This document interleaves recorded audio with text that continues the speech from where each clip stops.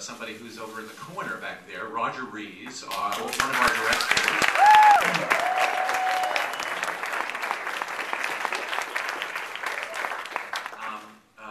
Who was in 2007 running Williamstown Theater Festival, which is up in Massachusetts. Maybe some of you have been up there.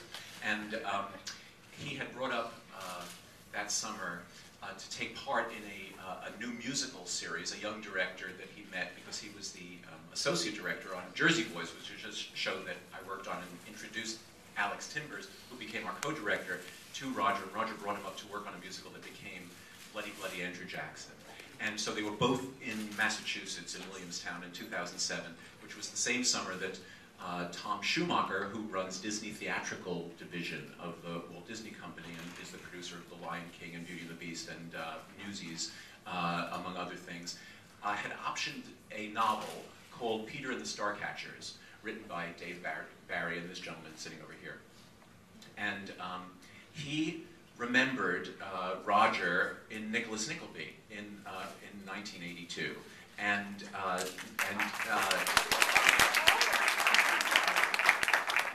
he was holding in his hand this 500-page or so, 500 pages, right, or so, Peter and the Starcatchers novel, and he thought, wouldn't it be neat if the same sort of process happened with this novel, if it were possible, and called Roger and said, would that be something that you'd be interested in doing?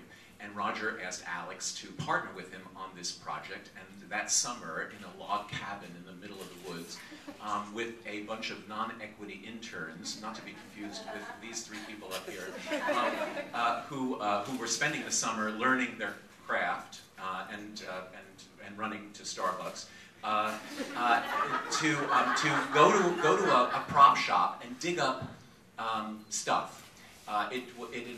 What came out of the prop shop was a length of rope, a few sticks, a couple of buckets, and a stuffed seagull. And with those few objects, and nothing more than the imaginations of everyone in the room, they took the novel and began to stage it. And Ridley and a bunch of the Disney mucky mucks came up to see this process, which I think lasted for a couple of weeks. It wasn't long. They didn't get to spend a lot of time. And they liked what they saw enough so that in 2007 in the fall, another workshop was suggested by Tom Schumacher. And for that, they needed some text for the actors to speak. And just as a friend of the court, because I know Roger and I know Alex, they said, would you write some things for the actors to say? And I did. And that workshop was done in a church just right across 86th Street on West End Avenue, or I think it's West End Avenue and 86th Street, up in the tower of church in a hot little room.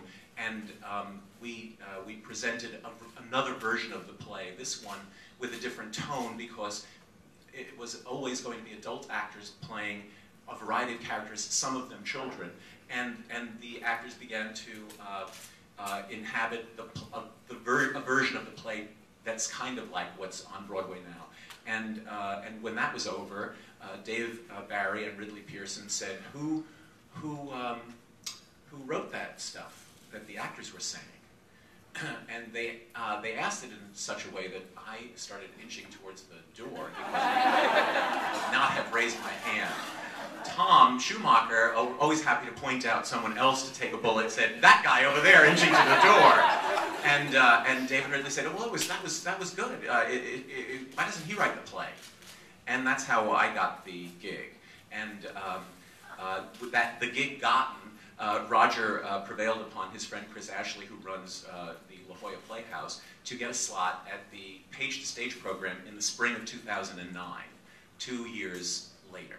And somewhere late in 2,008, there was a draft of a play, and we began to audition actors, and went out in the very early in 2009 to La Jolla with Christian and Celia. Adam wasn't there yet, and he wasn't even born yet.